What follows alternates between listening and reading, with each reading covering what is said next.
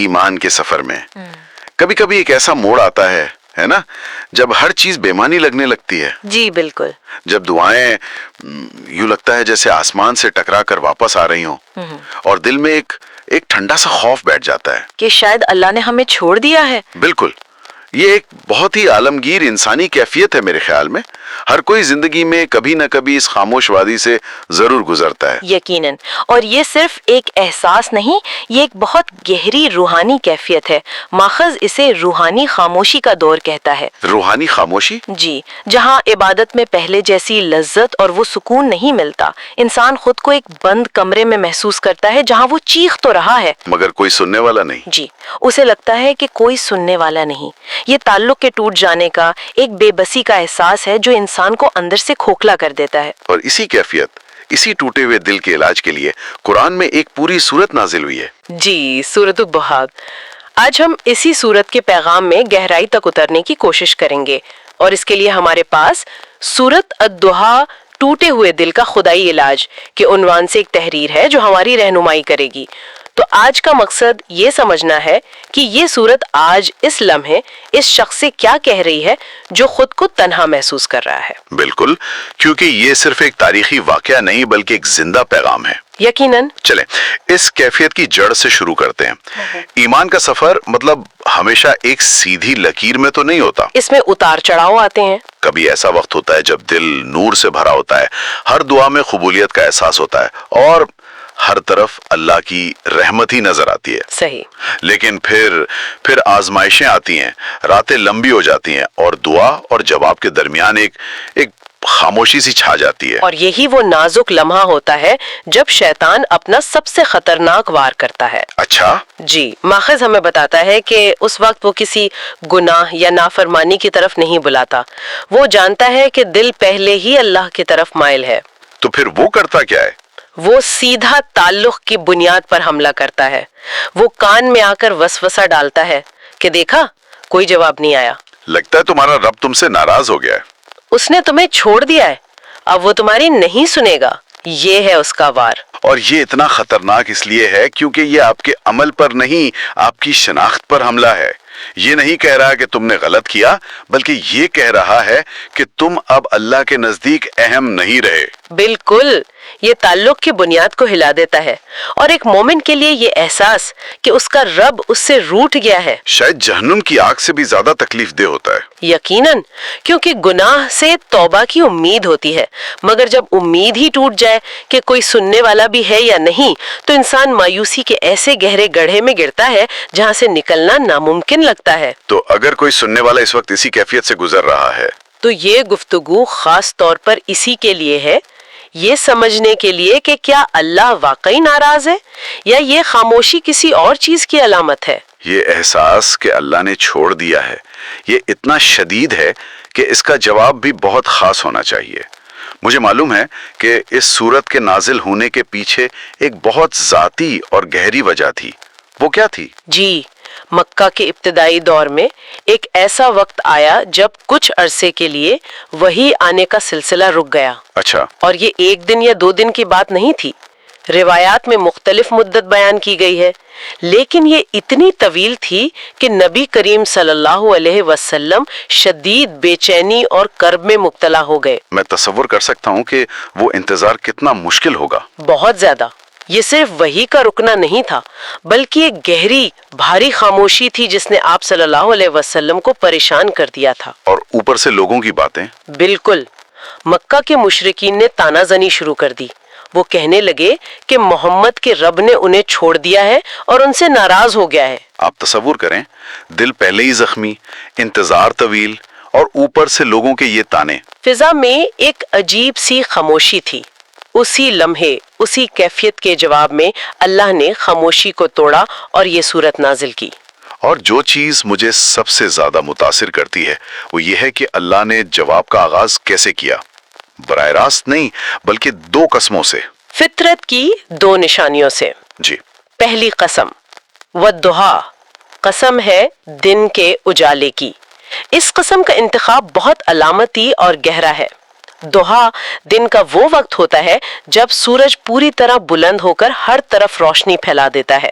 जब कोई शक व शुबा बाकी नहीं रहता। जी, इसमें पैगाम ये है कि असल हकीकत रोशनी है।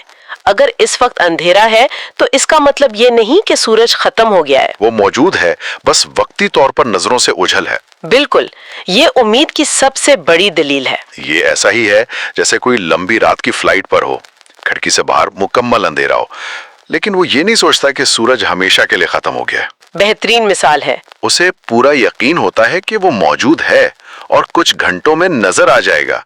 ये सिर्फ पर्सपेक्टिव की बात है। जी बिल्कुल। और उसके फौरन बाद दूसरी किस्म है, वल्लैल इज़ा सजा, यानी और कसम है रात की जब वो छा जाए, जब वो पुरसुकून हो जाए। ये भी दिलचस्प है।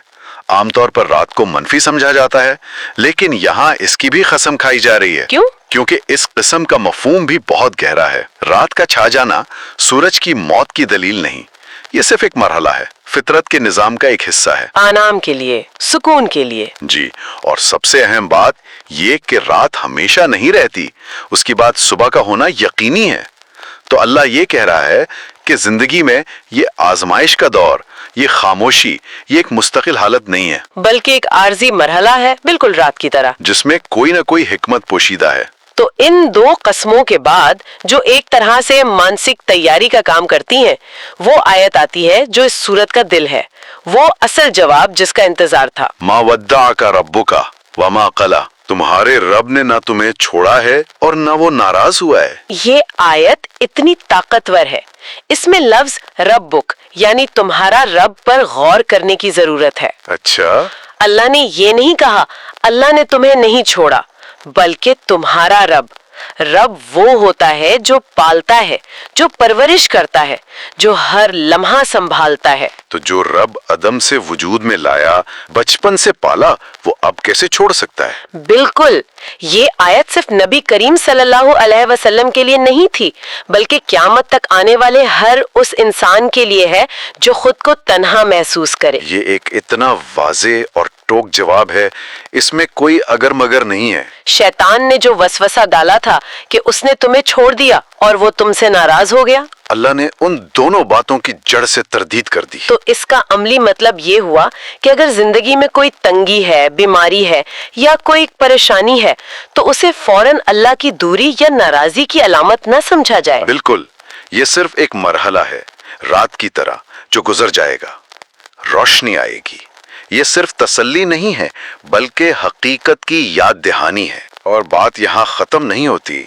नहीं, अल्लाह ताला उसके बाद मुस्तकबिल के लिए भी वादे करता है ताकि दिल पूरी तरह मुतमईन हो जाए। जी, अगला वादा है वलल आखिरतु खैरुल लका मिनल ऊला, यानी और यकीनन बाद वाला दौर तुम्हारे लिए पहले वाले से बेहतर है। इसके क्या माने हैं? इस आयत के दो बहुत खूबसूरत मायने बयान किए जाते हैं। पहला तो वाज़ेह है कि आखिरत की जिंदगी दुनिया की जिंदगी से बेहतर है। सही। लेकिन इसका एक और पहलू भी है जो मोमिन की रोजमर्रा जिंदगी से ताल्लुक रखता है, और वो ये कि मोमिन का हर आने वाला दिन, हर आने वाला मरहला उसके पिछले मरहले से बेहतर होता है। ये बात नजरियाती तौर पर तो बहुत खूबसूरत है, लेकिन अमली तौर पर हजम करना थोड़ा मुश्किल है। जब कोई अपनी नौकरी खो देता है या बीमार हो जाता है, तो उसे ये कैसे महसूस हो कि उसका आने वाला कल गुजरे हुए कल से बेहतर है? ये एक बहुत अहम सवाल है। यहाँ बेहतरी का मयार मादी नहीं बल्कि रूहानी है। अच्छा। देखें, जब मोमिन को नेमत मिलती है तो वो शुक्र करता है, जिससे उसका दर्जा अल्लाह के नजदीक बुलंद होता है। सही। और अगर आजमाइश आती है तो वो सब्र करता है, जिससे उसके गुनाह झड़ते हैं और उसका मकाम मजीद बुलंद होता है। तो दोनों सूरतों में उसका रूहानी सफर आगे ही बढ़ रहा होता है। जी, उसका आने वाला कल उसके गुजरे हुए कल से बेहतर ही होता है, चाहे जाहिरी हालात कुछ भी हों।